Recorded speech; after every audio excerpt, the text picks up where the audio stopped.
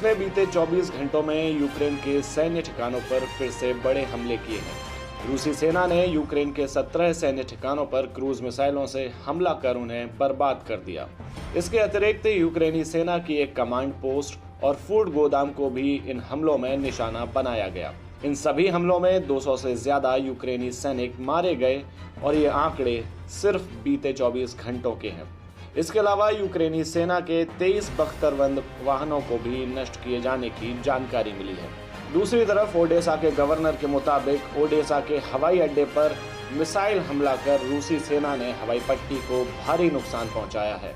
हालांकि खार्किव में जारी भीषण लड़ाई के दौरान यूक्रेन की सेना ने रूसी सेना से 4 ठिकाने वापस लेने में कामयाबी हासिल की है और इस बात का खुद दावा भी किया है। यूक्रेनी सेना के हवाले से कहा गया कि डोनबास इलाके में रूसी सेना ने शनिवार को बड़े हमले किए, लेकिन उसे 3 इलाकों पर कब्जा करने में सफलता नहीं मिली। रूसी सेना ने इस समय डोनेट्स्क के लीमन और सीवेरोडोनेट्स्क के साथ साथ लुहांस्क के पोपसाना पर कब्जे की कोशिश की है। दूसरी तरफ यूक्रेन को पश्चिमी देशों से मदद मिलती देख रूस ने साफ किया है कि पश्चिमी देशों के प्रतिबंध और यूक्रेनी सेना के लिए हथियारों की आपूर्ति से युद्ध विराम की संभावना कमजोर होगी, जिससे ये युद्ध और ज्यादा तेज होगा। यूक्रेन को अभी तक $8 अरब से ज्यादा कीमत के हथियारों की आपूर्ति कराई गई है।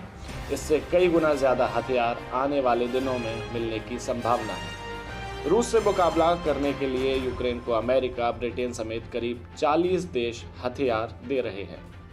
इससे अलग यूक्रेन के राष्ट्रपति वोलोदिमीर ज़ेलेंस्की ने दावा करते हुए कहा कि जब से रूस और यूक्रेन के बीच युद्ध शुरू हुआ है तब से लेकर अब तक 100 रूसी टैंकों, 200 फाइटर प्लेन और 2500 हथियारबंद वाहनों को यूक्रेन की सेना ने बर्बाद कर दिया है।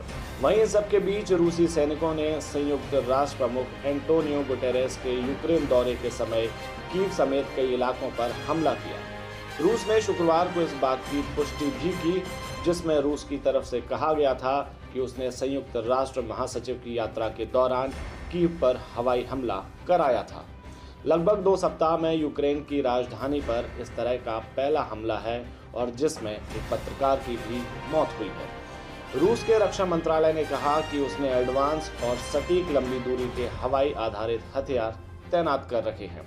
इस दौरे पर एंटोनियो गुटेरेस ने प्राथमिकता देते हुए यूक्रेन के राष्ट्रपति वोलोदिमीर ज़ेलेंस्की से मिलने के बजाय मॉस्को जाकर रूसी राष्ट्रपति व्लादिमीर पुतिन से मुलाकात की थी और शांति के लिए ठोस पहल का आग्रह किया था।